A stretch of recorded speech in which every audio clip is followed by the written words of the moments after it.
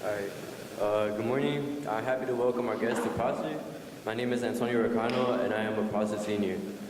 I thought getting a college degree was what it meant to be successful. But during my freshman year, I learned more about the IB career program, which gives an opportunity to take IB courses while learning trade skills. IB CP students are both prepared for university or move into trades after high school. Prosser offers many career pathways such as welding, machine tech, HVAC, and solar renewable energy, which gives a head start in a career. CT and IBCP broaden my definition of success. I belong to Prosser's solar renewable energy pathway and have engaged in many hands-on learning, developing many skills such as how to connect wires, soldering, and even making circuit boards. I want to be an electrician, and this class has provided me with the opportunity to join the IBEW 134 apprenticeship program straight after high school. I am grateful that Prosser has given me an opportunity to plan for my future in this way, and overall, being a Prosser student has been nothing but a blessing. I've had supportive teachers, great friends, and picked up valuable career skills along the way. Thank you for this opportunity to speak. I am now happy to introduce our next speaker, Principal Shimon.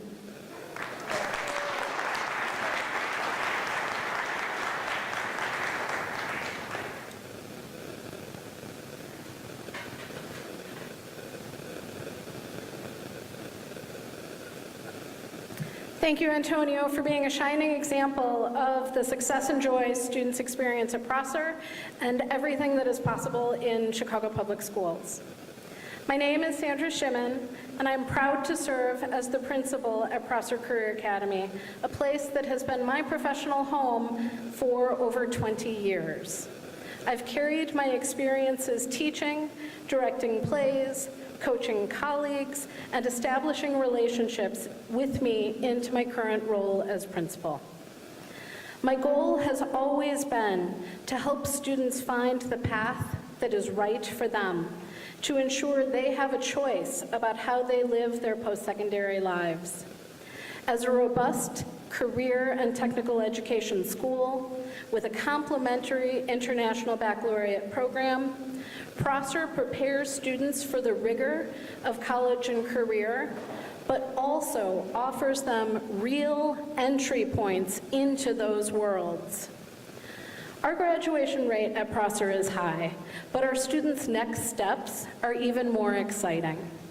From their achievement of early college and career credits and their acceptance to selective universities, to apprenticeship programs with the International Brotherhood of Electrical Workers and Plumbers Local 130, our students are carrying their Prosser experiences with them into their communities and making good lives.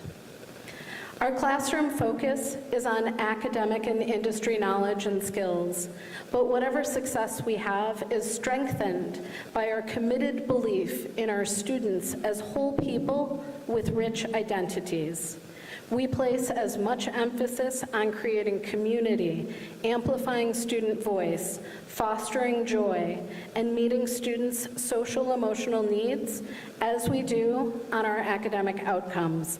And we look forward to continuing this work to redefine success for young people and to best serve each new class of students we meet. I want to thank our esteemed guests for being here this morning. I want to give a shout out and a thank you to our D&B and our CTE digital media and visual arts teachers for decorating our space. And I am so pleased to welcome to the podium Chicago Public Schools CEO Pedro Martinez.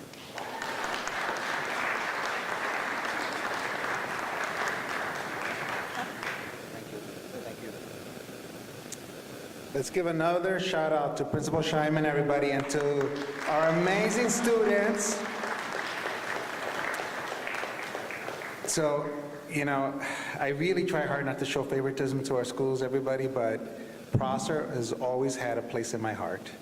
I grew up in the Pilsen neighborhood. I went to Benito Juarez High School, and when I look at the opportunities that you have in this school, it's everything that I would have wanted for myself and all the people that I grew up with going to Benito Juarez in the 70s and 80s.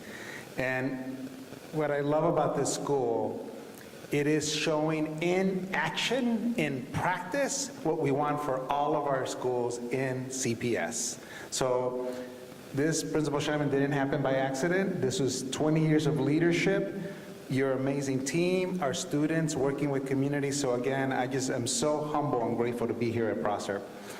And I'm proud to say that on many fronts, things are on the rise. Enrollment's on the rise. For the second year in a row, we're growing enrollment up to 325,000 students. Keep in mind, everybody, we were in decline for decades, and now we have stabilized and growing enrollment again. Not only that, attendance is on the rise. We are seeing engagement in schools with attendance rates in the first 4 weeks increasing among all racial and ethnic groups. Our economically disadvantaged students, our English learners, our students with disabilities, and our students living in temporary living situations.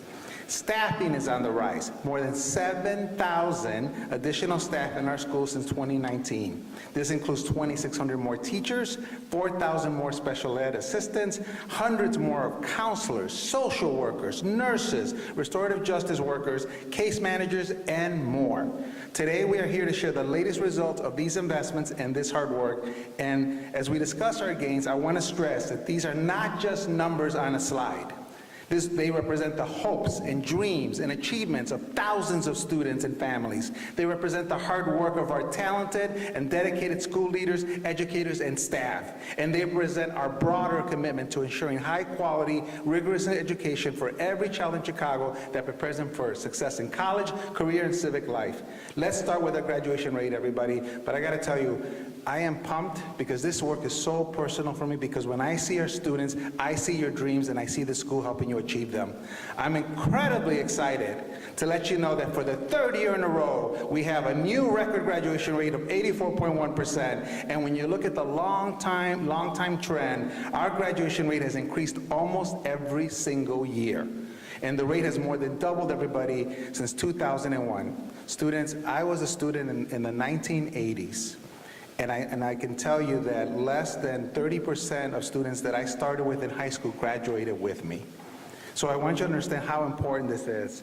Our 5-year graduation rate, because in this district, we don't give up on our children. If our children still need a little bit more help, a little bit more time, we do not give up on them. Our 5-year graduation rate is at the highest ever, 86.5%, which is also a record high for the district. Like our 4-year graduation rate, this rate has risen steadily and has almost doubled in the last 20 years or so.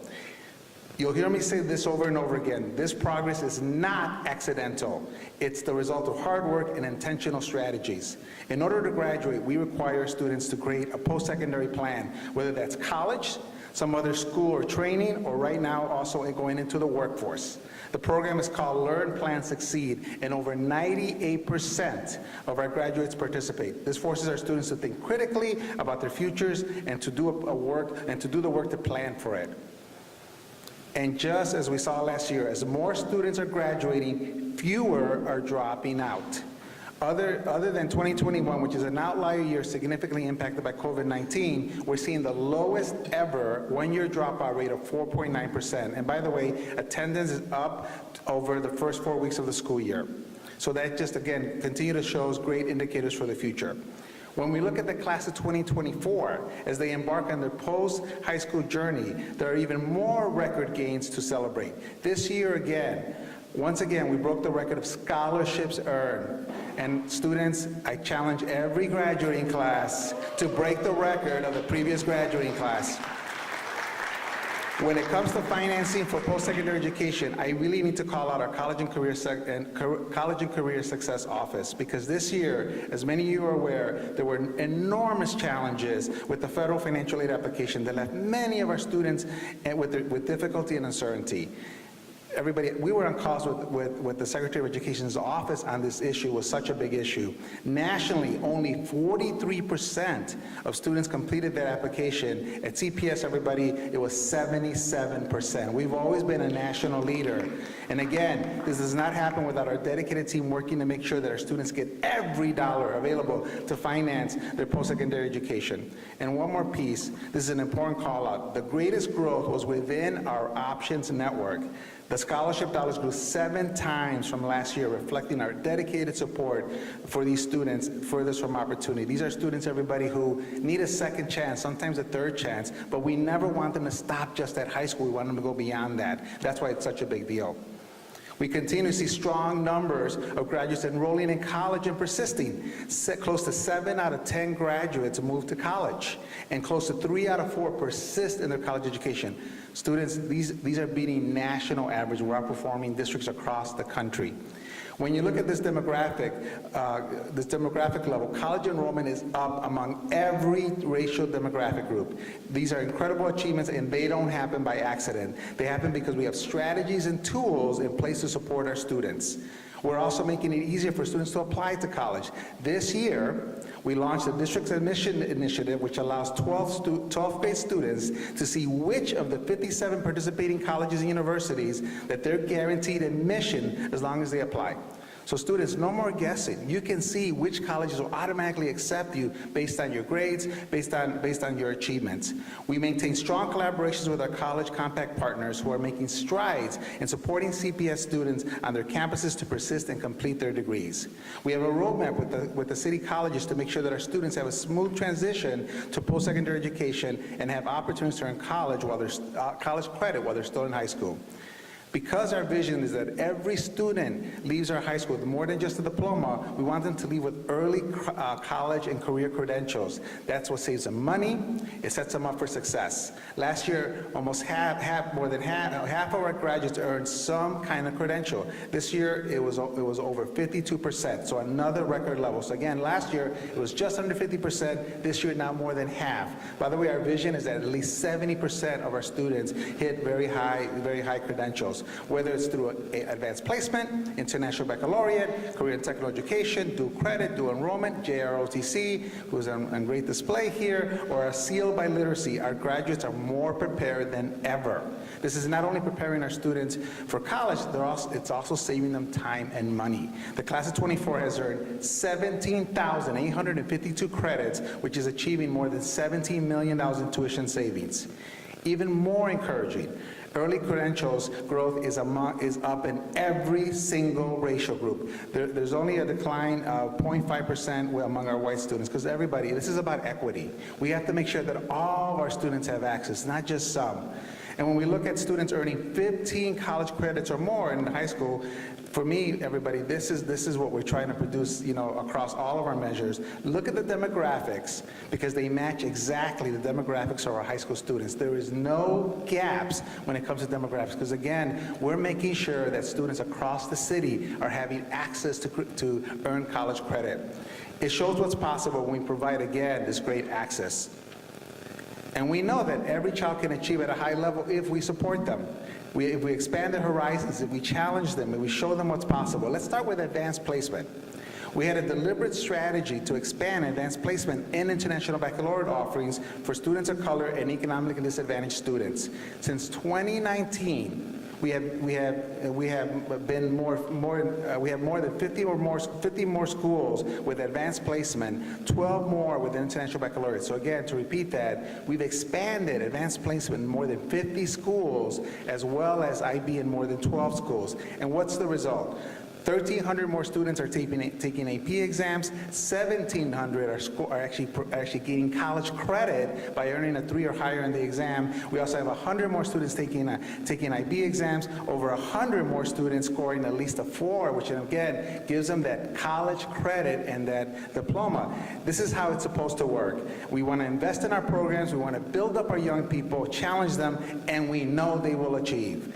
Let's look at our career technical education programs, because everybody, the programs you have here are, again, a model for the district. We know that college is not the only path for success. Our principal talks about this. What we want is students to have choices. Whatever your choice is, whether you want to go into college or careers, it should be your choice.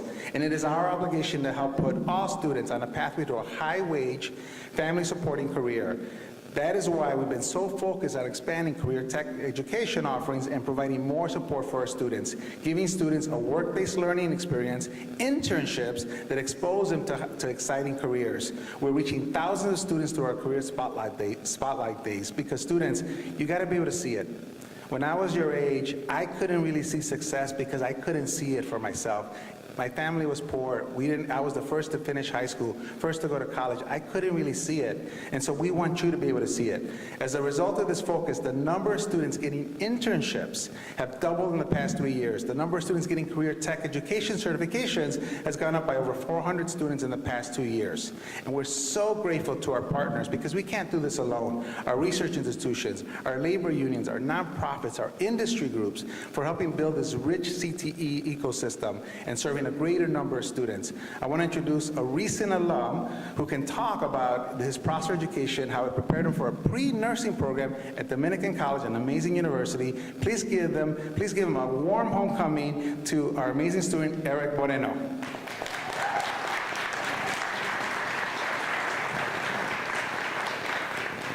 Good morning, everybody.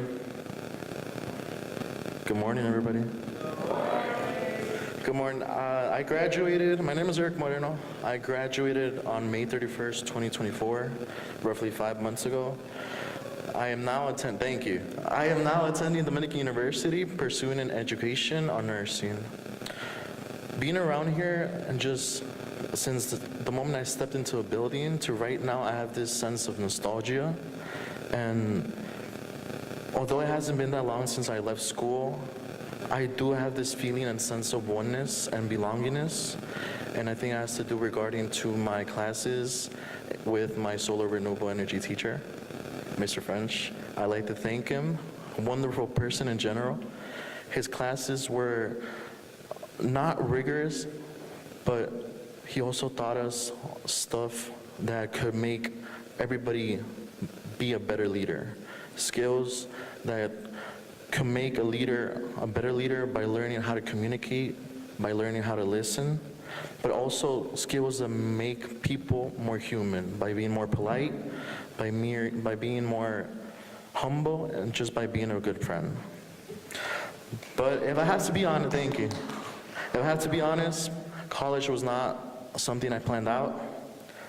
I was pursuing something that was not going to offer me a lot of opportunities and not a lot of success.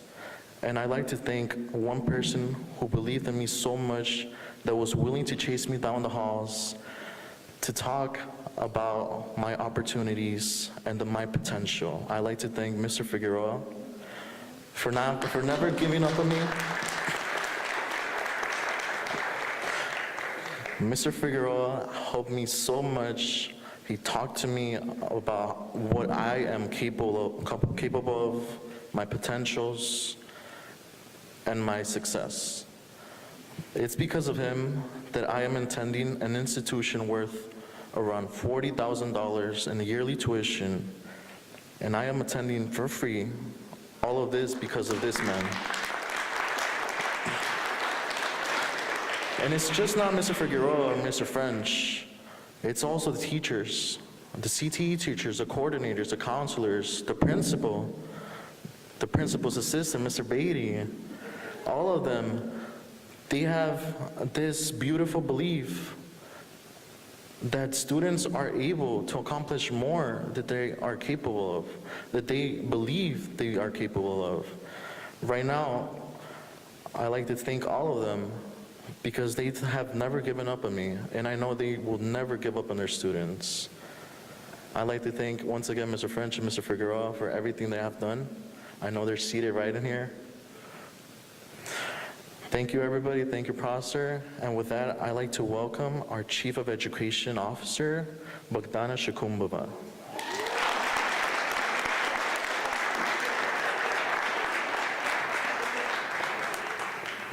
Good morning, everyone. What an inspiration, right? It doesn't matter what I tell you or what CEO Martinez tells you. Listen to the students who graduated and who are currently in the seats. I am so excited about today's event, and every time that I have an opportunity to hear your stories and your experiences in our schools, this is what really matters the most. Next, I want to congratulate the class of 2024 for all of their significant accomplishments so far, everything that you all have achieved. We are excited to see our students sustaining that trajectory for high achievement. One of our key indicators for high school graduation is our freshman on track metric. Last year, 7 out of every 8 students, close to 88% of our freshmen, were set to graduate in 4 years. That consistently high freshman on track rate is supported by strategies we are putting in place and gains we are seeing in the middle and earlier grades, providing a strong foundation for success. Earlier, the CEO spoke about how increasing access to programs can increase participation, which can then increase achievement. That expansion of access isn't just at the high school level. One of our strategies to raise math achievement levels is by investing in middle school algebra. You can see that just 5 years ago, half of the district did not have algebra in middle grades. Today, it is down to a handful of schools, 6%. And with expanded access comes more achievement. As the number of schools offering middle grades algebra has gone up, the number of students taking the course has gone up. The number of students passing the course also has gone up. We know that advanced coursework in elementary schools leads to high school success and access to college credit while still in high school. 62% of students who completed algebra in elementary school took a college-level math class in high school. This is in comparison to just 13% of students who didn't take algebra in middle school. I want to continue talking about our middle grades because this is where we are seeing such an exciting growth among our students. Last year, we were excited to announce that CPS students were #1 among large urban districts in post-academic reading recovery. Yes, still we're clapping. And when we factor in math, CPS was #3 among these large districts. That didn't happen by accident. CEO said it, and I want to underscore it. It happened because we invested our federal pandemic aid dollars in the most efficient way to support our students. And it also wasn't an outlier. This year, according to scores in the Illinois Assessment of Readiness, IAR exam, our 3rd through 8th graders continued their monumental growth, increasing their proficiency by 4.6 percentage points. This means that our students have completely surpassed pre-pandemic levels and achieved their highest level of proficiency in reading since 2015.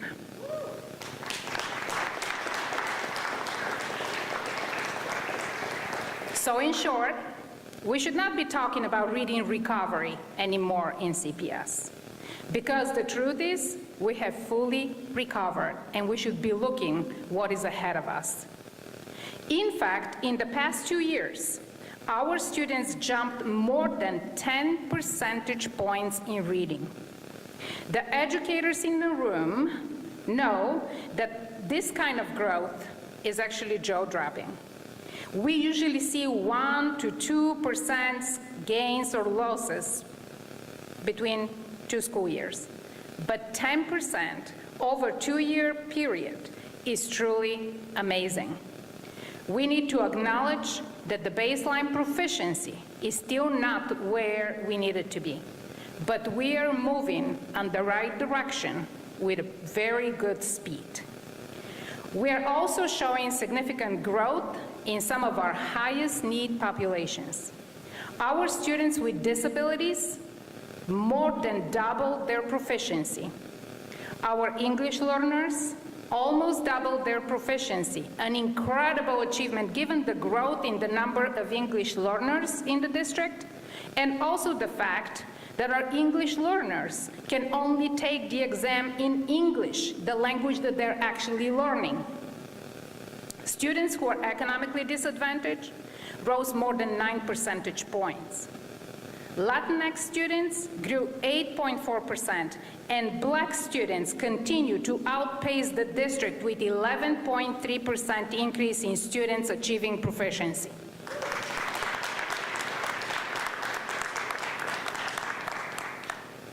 Gains in math were more modest, an increase of 0.8 percentage points, and a little more than 3 percentage points of growth over 2 years, but still moving in the right direction. Encouragingly, growth is up across all student priority groups. And this growth in the middle grades doesn't happen without a strong foundation in the early grades. We're seeing some positive trends in reading and math among our youngest learners, kindergarten through second grade.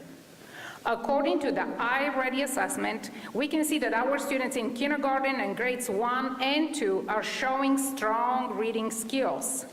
We are outpacing our fellow large urban school districts at all 3 grade levels. When we look at math, we're seeing similar strong growth. And even more encouraging, we are not just outpacing our fellow large urban schools, we are outpacing the national average.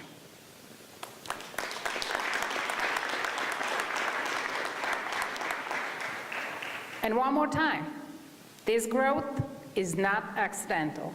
It is intentional.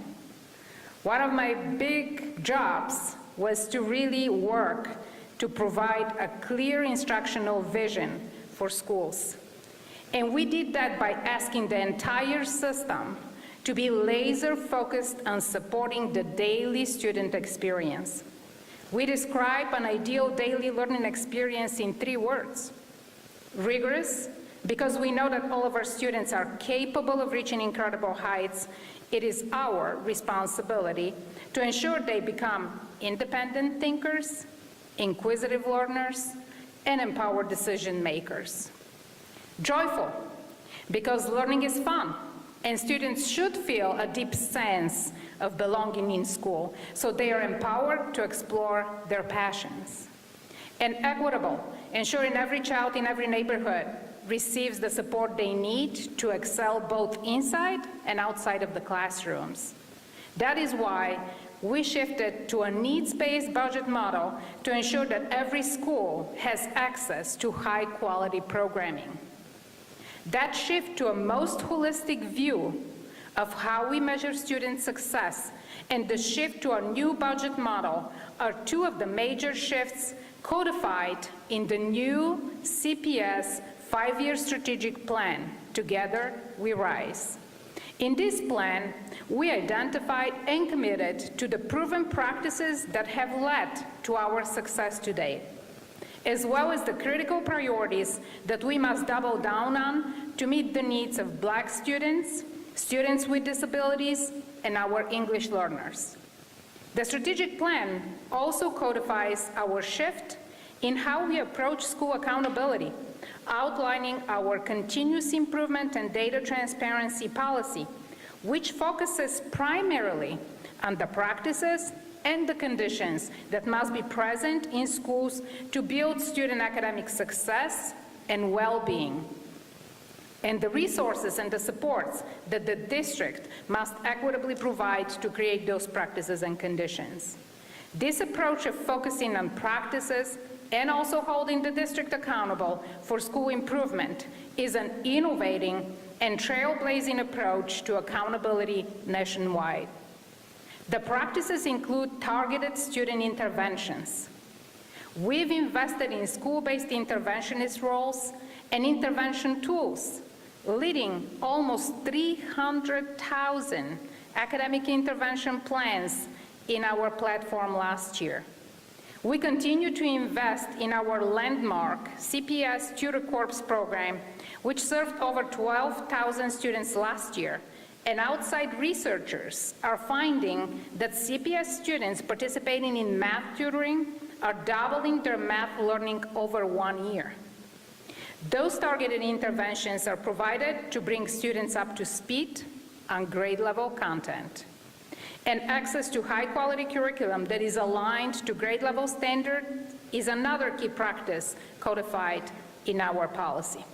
We are committed to ensuring that every child has access to high-quality curriculum in every classroom in the core content areas by 2026. High-quality curriculum means not only aligned to standards, but horizontally and vertically aligned within schools, so student learning is equitable across classrooms and connected across grade levels. High-quality curriculum must be accessible to all learners, supportive of students' social-emotional learning, and it must be also culturally responsive. We do not mandate curriculum at CPS, but we do require that all schools implement curriculum that meets those quality standards, whether that's using teacher-created curriculum, purchasing materials. Our role as a district is to provide access to a high-quality curriculum to any school and any teacher who needs it, which we did through the development of Skyline, a digital curriculum adopted currently by more than 460 schools. To share more about how our school leaders lead the instructional vision at their school level, I would like now to introduce Principal Joanna Foster Wells from Carol Rosenwald Elementary School.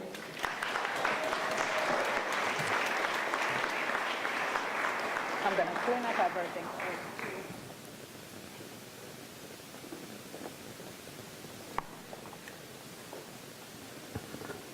Good morning, everyone. My name is Joanna Foster Wells, and I am the proud principal of Carol Rosenwald Elementary School on Chicago's far southwest side, where my chief is Chief Mira Weber. I serve approximately 400 students from pre-K through 8th grade with 2 campuses. More than 95% of my students are Black and Latino, and about 70% of them are low income. Our mission is to ensure that all of our students are college and career ready when they graduate from Carol Rosenwald. We also want our graduates to become lifelong learners who are collaborative and compassionate. We have made tremendous progress in this past year, especially in the terms of our growth in English language arts. My entire community, my AP, my teachers, parents, and of course my students themselves deserve credit for these gains. We build leadership capacity through our IoT. Our rally cry is one band, one sound, where we all are working together to make Carol Rosenwald a joyful place to learn with cohesive systems and structures. I want to outline several key practices that have helped us move in this positive direction. First, the district Skyline curriculum has been a game changer at Carol Rosenwald. It ensured that all of our classrooms are benefits of high-quality curriculum that is designed to meet every student where they are. We also use the LSI Rubric 2.0 as a monitoring tool to ensure that individual lessons are tied to our school overall goals and it aligns to the state standards. Finally, I love how the district continues to prioritize collaboration, discussion among educators. It's through my weekly grade team meetings, we have extremely been helpful to teachers to share best practices with each other in a safe space. Our hard work and dedication will continue so we can build on this progress and help each student meet their full potential at Carol Rosenwald. Thank you for letting me share more of the great things and the work that we're doing at Carol Rosenwald on a daily basis. This concludes our speaking program. Thank you.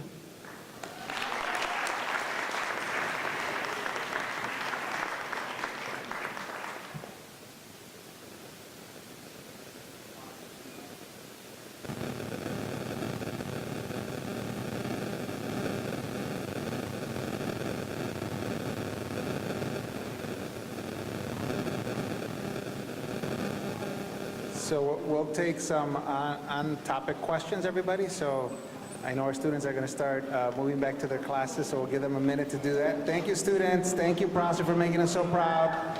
Thank you.